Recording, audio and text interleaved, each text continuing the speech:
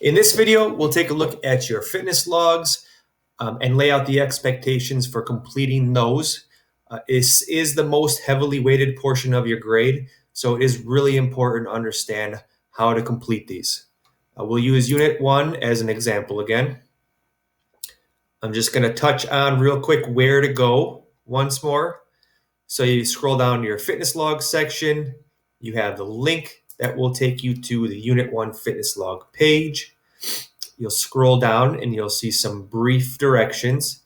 So just a reminder here, we are asking for 8 hours of exercise or physical activity over 10 different days, and that's per unit, right? So keep in mind that each unit is 2 weeks long. So you're looking at an average of about 4 hours of physical activity per week.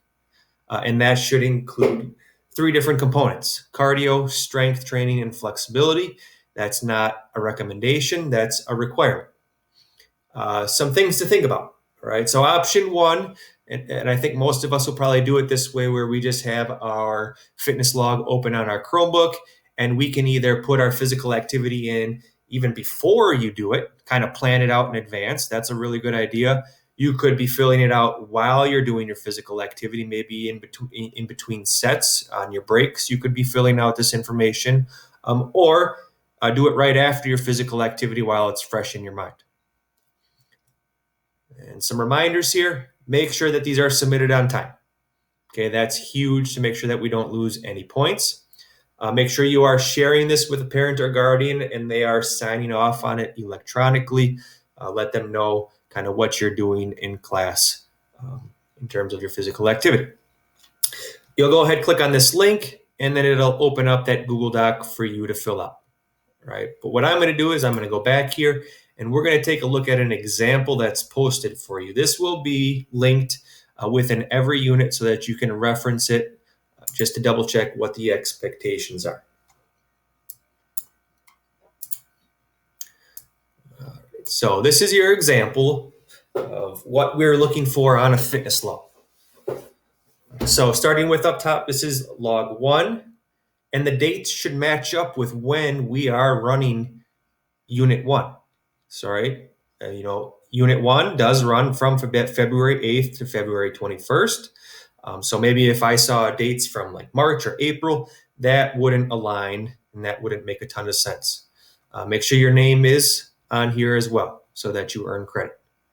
Now, mentioned there would be 3 different components. You're going to have a section or a table here for your cardio. There will be another table to fill out for your strength exercises, and then a third table to fill out for your flexibility. Each one of them you actually fill out a little bit differently, so that's why it's super important to understand these expectations. So going back up to cardio,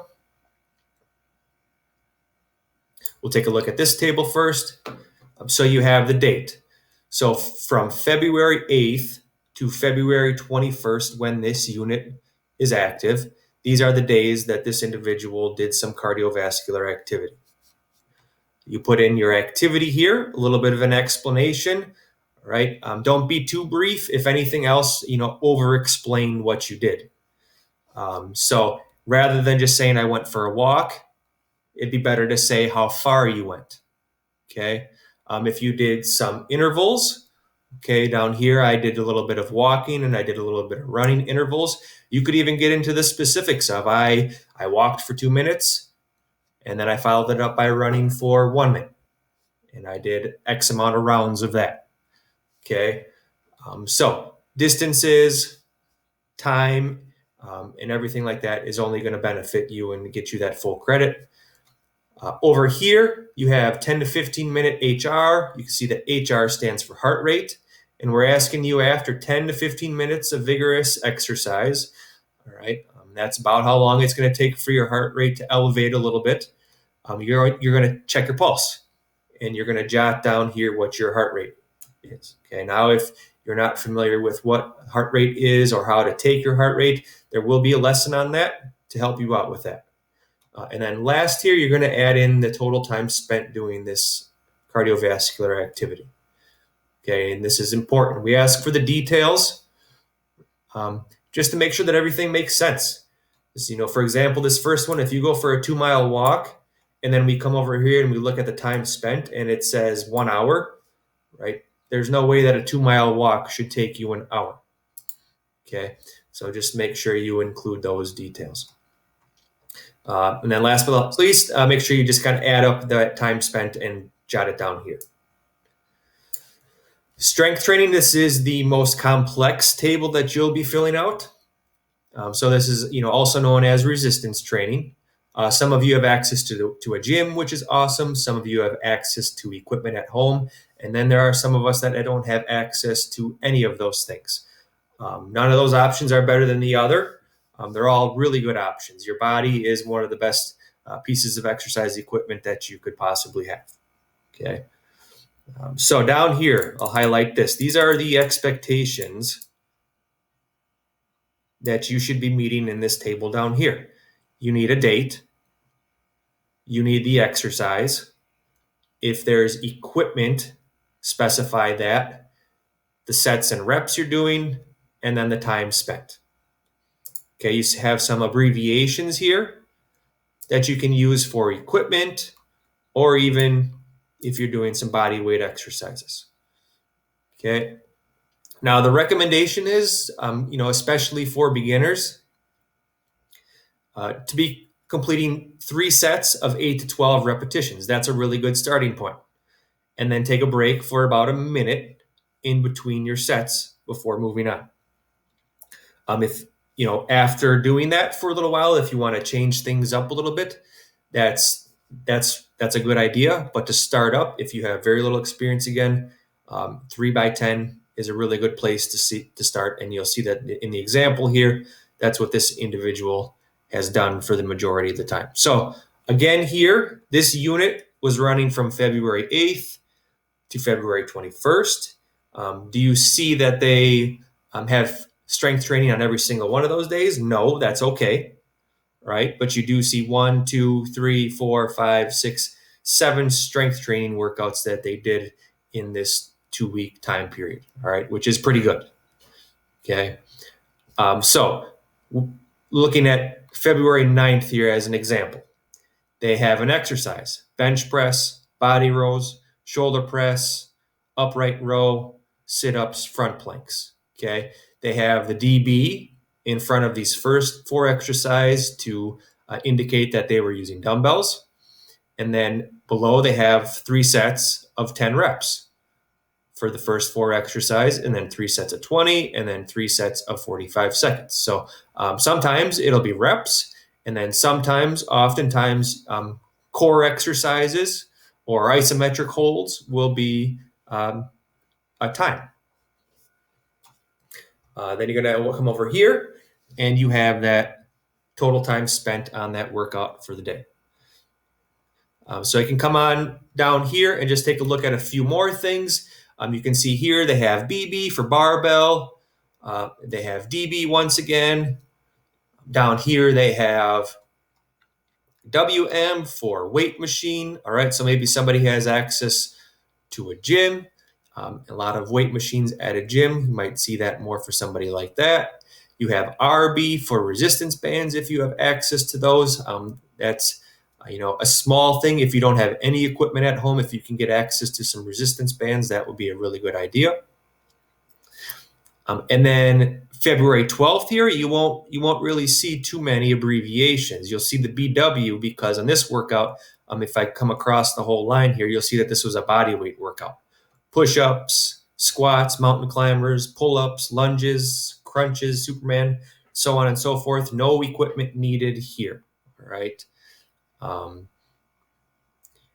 Then we'll kind of come back here. You'll notice, okay, well, February 9th and February 10th look pretty similar to February 15th and February 16th. So in the first week, they repeated 2 of their workouts in the second week, all right? And that's okay, right? Outside of these 2 workouts, there was a good amount of variety with a couple of other workouts, so that would be acceptable. And they come back down here to February 19th, and you see a number of other body weight exercise. And you see this one, the majority of the exercises here are timed, right? So I'm going to do a wall sit for a minute, and then crunches for a minute, and then squats for a minute, right? And so on and so forth, rather than actually doing reps. Come over here, add up that total time, and then head on down to flexibility. Okay, so we're talking about stretching here. You'll see here, this says you should do it at the end of every workout. I agree with that. At the end of a workout, your muscles they want you to stretch them then. They've been worked out, they've been warmed up, they're loose. That is a really good time to stretch them. All right, but beforehand is also a fine time to stretch them as well. All right.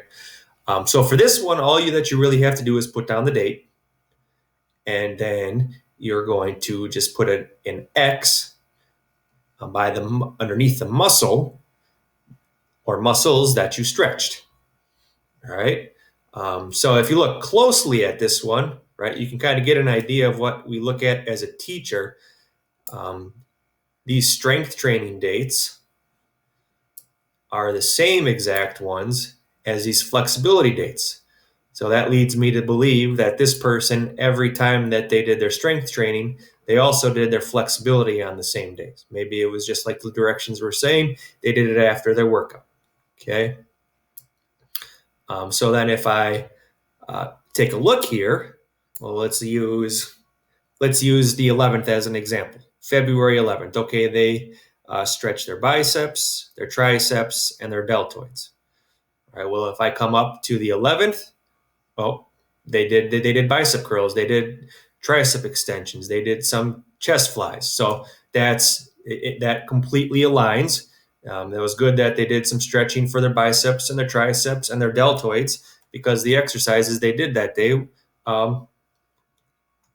were from those muscle groups, right? So, to come in here and just check off every single muscle group every single day, probably not a realistic thing, especially if you really are only spending 5 or 10 minutes a day, which is the recommendation, right? It's far better to stretch 5 or 10 minutes every day rather than say, okay, every Monday I'm going to stretch for 60 minutes. A little bit every day is going to be better than that all the time. And then coming on down here, there are reflection questions. Asking you how the week or the unit went. How did your workouts go this week? Did you stick to your plan? What was your goal and did you accomplish it? And what will you do next week to increase time, intensity, resistance, or element of your workout? Okay, so for this one, all right, take your time and give some quality feedback. Right, oftentimes I see kind of like the same answers week after week after week. All right. And that shouldn't be the case, right? Especially if you're looking at number 3 here for what's your goal. You can kind of, okay, what's your new goal for the week? Okay. Really try to focus on that one and try to think of where your struggles are, where your challenges are, and try to improve in those areas, right? Number 1 here, we all have a plan in advance. Between number 1 and number 2, we kind of have a plan. Were you able to stick with it? Did it go as planned or not? And then number 4 here as an example, intensity, resistance, time. Maybe the time of your workouts, you're only been able to get in like 10 or 15 minutes. Okay, well then it's obvious that you want to increase that time.